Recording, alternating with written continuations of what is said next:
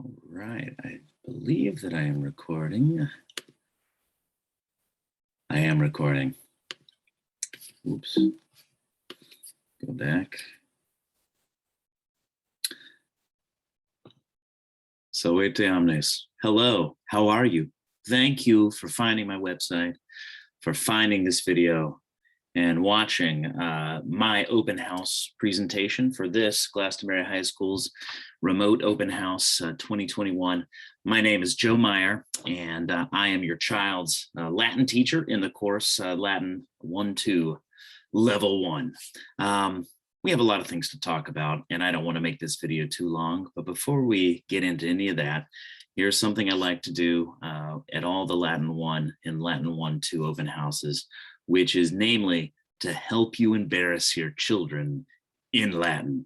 So just a quick little Latin lesson. You can fast forward this if you're not interested, but if you'd like to embarrass your child with Latin, just wait until they are in a crowd of their friends. Maybe you're dropping them off at a movie or some sort of social gathering.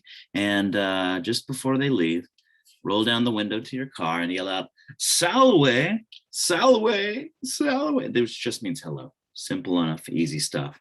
All right. Then as they depart, you've greeted their friends. Now you maybe want to say goodbye, and you just wale, just goodbye, easy, right? But they'll be uncomfortable, and it'll be wonderful. It'll be glorious. All right. This is one I like to save for when my children are just about to fall asleep, and I like to sneak into the room and just whisper lovingly in their ear, "Te specto." Go ahead, say it. "Te specto," which just means I'm watching you. They love that. That's great. And then the best, again, as many of their friends around them as possible, is embarrassing an opportunity as you can find. You're going to want to make a fist, pound your heart twice, flash peace sign, throw your head back like so, and just say, "Pax tecum," peace out. They love that. They love it when you, the parent, say that to them in a crowded public space. Nothing could be better. It'll be fun for you, I promise. Give it a try. All right, now down to business. As I said, I hope I did, I don't remember, but as I said, my name is Joe Meyer, Latin teacher, and probably the most important piece of information I can give you is that my email address right there, meyerj@glastonburyus.org. And so I would like to encourage you, if you have any questions, concerns, or there's anything that I need to know about your child, please reach out, please contact me, and I'd love to hear from you, and I'd love to form a partnership with you. So, reach out. Even more importantly, Latin 1-2 is literally 2 years of Latin combined into one. We've started a little bit slower, but our pace will be picking up.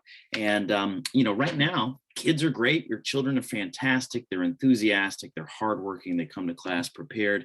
I've been very pleased with their progress. But right now, they project as super confident and in control. But I am aware, after 17 years here in the Glastonbury Public Schools, that sometimes kids present as cool, calm, and collected, when in reality they are not. So if you're seeing something I'm not, reach out or encourage them to contact me if they feel like they need extra help. I work very hard to not appear like a scary person, and I hope they'll feel comfortable in asking for help. So give them that message. Also, you'll see there tinyurl.com/magistermeyer1 will take you to my GPS website in Glastonbury Public Schools website. And at the home button, you'll find a link for Latin 1-2 Level 1, which has a course description and maybe of interest to you or to your children. It has also a link to the calendar for homework assignments and things. So I know it can be difficult for parents to access Google Classroom, but if you go there as homework assignments are posted or classwork is posted, it'll show up on the calendar. And that might be of interest to you. Just maybe you want to check and see what we've got going on, or maybe they're, assuring you that there's no work for them to do when in fact there is work for them to do. All right. And so you're probably wondering if you haven't had a child go through the school or go through our Latin or Greek program, what is Latin 1-2? So essentially, as I mentioned before, we are taking 2 years, Latin 1 and Latin 2, combining them into one big class, right? All in 1 year. And so our primary focus for the first semester is this question: who were the Pompeians?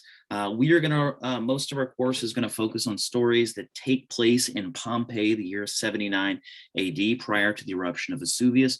And what we're looking for is reading stories that deal with authentic Roman and Pompeian cultural topics and characters. And we're trying to extract from them, try to learn about the products, the practices, and the perspectives of the ancient Pompeian people, right? Really just dig deep and see what it was that mattered to these people that lived 2,000 years ago. As we get to the end of the semester and develop a better sense of what some kind of shared common Roman Pompeian values were, the second semester, our essential question shifts. As our stories shift from taking place in Pompeii, in Italy, in 79 AD, to actually going to other places in the Roman Empire. Our stories take place. This is a digital recreation of the Pharos, the giant lighthouse, one of the 7 wonders of the ancient world. It's found in Alexandria in Egypt. We have a lot of stories in Egypt. We have a lot of stories in Britain, stories that take place or mention Greece, that mention different parts of Africa. So we see the characters, some of the characters that we met in the first part of the year, go out into the world, and we see those Pompeian and Roman values, come into contact with people that don't necessarily agree with them all the time. All right. So our essential question, for the second half of the year, for the second semester, is what happens when cultures meet. Right. And as I mentioned, we have stories that take place in Britain, in ancient Britain, in ancient Greece, and in ancient Egypt. Ethiopia comes into play, Syria, a lot of places around the Mediterranean world. All right. And so I think that this is really important. I think the first half of the year gives us a chance to learn about the ancient Romans, to model how to extract cultural values from the way that people behave, and the way that the things they do, the things they make. The second half of the class, really learn what happens when those cultural values are challenged, or when they come into contact with fresh, different perspectives. Sometimes that's conflict. Sometimes that results in blending of cultures. There's an innumerable number of reactions. And I would just say that for kids who live in a global world, in a multicultural town, a multicultural state and country, the issues that we say play out in our textbook and in the Latin stories that we read are super relevant, and oftentimes, honestly, just way easier to talk about, than what's actually going on around us, which can be really emotional and difficult to discuss. So I think these gives our students skills, insights that they can carry with them, hopefully, into the world around them. A lot of you may be thinking, if you haven't had students go through our program before, they're like, wait, isn't Latin a language class? It is. It is. All of that is our end goal. Those are our essential questions. Those are things we're working towards. The way that we do it, though, is through the use of the language of the ancient Romans, right? And learning that language, and primarily learning how to read. Our main skill focus is reading comprehension. We're going to read a lot of stories, listen to a lot of stories. We also want kids to be able to read those stories, read between the lines, use evidence to draw conclusions, just kind of like they're doing in science class or in their English essays. So textual analysis, analyzing text and drawing meaning from it. As I've already alluded to, a lot of this, another skill that we really focus on is intercultural competence, learning about the culture of the ancient Romans and the way that it interacts with others. And then, of course, it's a language class. We got to learn some grammar. And they call it language control now, but it's grammar. We've got to learn some vocab to support reading and support our reading comprehension and textual analysis and intercultural competence. And in fact, all of our assignments are going to fall in one of these 4 skill areas. And we've divided your child's quarter grade is divided among these skill areas. Whoops. Not included there. Math whizzes out there are going to notice that doesn't add up to 100. We also have a participation rubric that you'll find on my website. But every task assignment that we give throughout the course of the year falls in one of those categories and helps develop those skills. All right. Let's see what else. What's the last thing that I have here for you? I believe this is the very end. Well, not working. I guess they're just going to end on a lovely picture of me. So there we are. So again, we are easy to access. You've got the email. Please reach out if you have any questions, either about the curriculum, about how your child's doing. Want to be available to you, and as I mentioned, want to form a partnership with you, hopefully, to support your child to have success.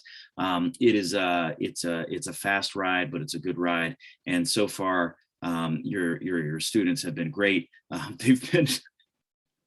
They crack me up every day. They're insightful, they're hardworking, and whatever you're doing, keep doing it, and give me some parenting tips, because sometimes I could use them. Thank you very much for watching, and have a lovely evening, and have fun watching the other videos. I hope they're delightful for you and that you made popcorn. Walete amnes, Pax tecum.